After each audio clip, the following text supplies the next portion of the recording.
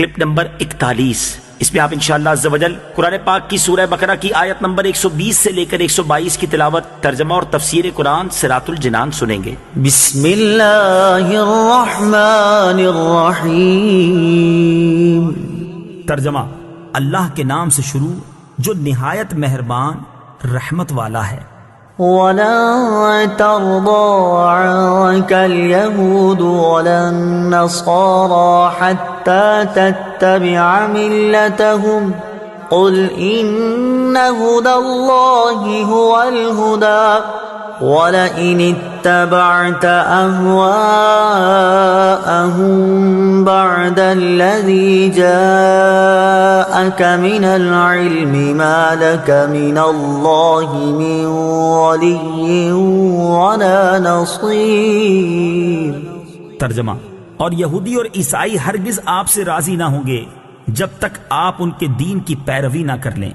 تم فرما دو اللہ کی ہدایت ہی حقیقی ہدایت ہے، اور اے مخاطب اگر تیرے پاس علم آ جانے کے بعد بھی تو ان کی خواہشات کی پیروی کرے گا تو تجھے اللہ سے کوئی بچانے والا نہ ہوگا اور نہ کوئی مددگار ہوگا۔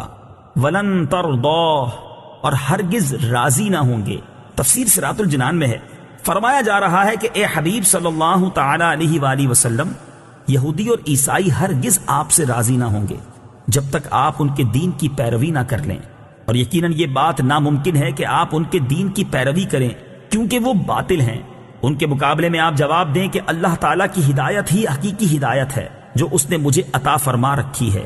اس آیت سے یہ بھی سمجھ آتا ہے کہ کفار بحیثیت مجموعی مسلمانوں سے کبھی راضی نہیں ہو سکتے، اگرچہ ظاہری طور پر کبھی حالات مختلف ہو جائیں۔ افسوس کہ ہزاروں تجربات کے بعد بھی مسلمان سبق نہیں سیکھتے۔ وَلَئِنِ اتَّبَعْتَ، اور اگر تم نے پیروی کی، تفسیر صراط الجنان میں ہے، یہ خطاب امت محمدیہ کو ہے کہ جب تم نے جان لیا کہ سید الانبیاء صلی اللہ تعالی علیہ وآلہ وسلم تمہارے پاس حق کو ہدایت لائے تو تم ہرگز کفار کی خواہشوں کی پیروی نہ کرنا، اگر ایسا کیا تو تمہیں کوئی عذاب الہی سے بچانے والا نہیں۔ الذين آتيناهم الكتاب يتلونه حق تلاوته أولئك يؤمنون به ومن يكفر به فأولئك هم الخاسرون۔ ترجمہ: وہ لوگ جنہیں ہم نے کتاب دی ہے تو وہ اس کی تلاوت کرتے ہیں جیسا تلاوت کرنے کا حق ہے، یہی لوگ اس پر ایمان رکھتے ہیں، اور جو اس کا انکار کریں تو وہی نقصان اٹھانے والے ہیں۔ یتلونہ، وہ اس کی تلاوت کرتے ہیں۔ تفسیر صراط الجنان میں ہے، حضرت عبداللہ ابن عباس رضی اللہ تعالی عنہما نے فرمایا، یہ آیت ان لوگوں کے متعلق نازل ہوئی جو حضرت جعفر بن ابی طالب رضی اللہ تعالیٰ عنہ کے ساتھ بارگاہ رسالت میں حاضر ہوئے تھے۔ ان کی تعداد 40 تھی، 32 اہل حبشہ اور 8 شامی راہب تھے۔ ان میں بحیرہ راہب بھی تھے جنہوں نے بچپن میں سفر شام میں نبی کریم صلی اللہ تعالی علیہ وآلہ وسلم کو پہچانا تھا۔ آیت کا مطلب یہ ہے کہ حقیقت میں توریت شریف پر ایمان لانے والے وہی ہیں جو اس کی تلاوت کا حق ادا کرتے ہیں اور بغیر تحریف و تبدیل کیے پڑھتے ہیں اور اس کے معنی کو سمجھتے اور مانتے ہیں، اور اس میں حضور اقدس صلی اللہ تعالی علیہ وآلہ وسلم کی نعت و صفت دیکھ کر آپ پر ایمان لاتے ہیں، اور جو حضور پرنور صلی اللہ تعالی علیہ وسلم کے منکر ہوتے ہیں وہ توریت پر ایمان نہیں رکھتے۔ قرآن مجید کے حقوق، اس سے یہ بھی معلوم ہوا کہ کتاب اللہ کے بہت سے حقوق بھی ہیں۔ قرآن کا حق یہ ہے کہ اس کی تعظیم کی جائے، اس سے محبت کی جائے، اس کی تلاوت کی جائے، اسے سمجھا جائے، اس پر ایمان رکھا جائے، اس پر عمل کیا جائے اور اسے دوسروں تک پہنچایا جائے۔ ترغیب کے لیے یہاں ہم تلاوت قرآن کے چند ظاہری اور باطنی آداب ذکر کرتے ہیں تاکہ مسلمان قرآن عظیم کی اس طرح تلاوت کریں جیسا تلاوت کرنے کا حق ہے۔ یا بنی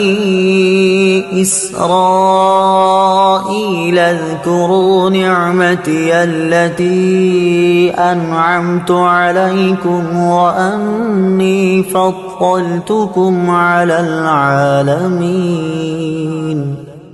ترجمہ: اے یعقوب کی اولاد، میرا احسان یاد کرو جو میں نے تم پر کیا، اور وہ جو میں نے اس زمانے کے سب لوگوں پر تمہیں فضیلت عطا فرمائی۔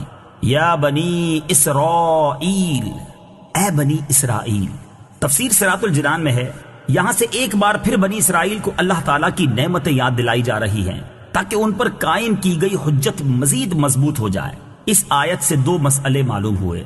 نمبر ایک، نبی کی اولاد ہونا باعث عزت ہے اور اللہ تعالیٰ کی رحمت ہے۔ نمبر دو، اللہ تعالیٰ کی نعمتوں کا چرچا کرنا، ذکر کرنا شکر کی ایک قسم ہے، لہذا حضور پرنور صلی اللہ تعالی علیہ وآلہ وسلم کی ولادت مبارکہ کا تذکرہ کرنا یا اس کی محفل کرنا اسی قسم میں داخل ہے۔ انی فضلتکم، بے شک میں نے تمہیں فضیلت دی۔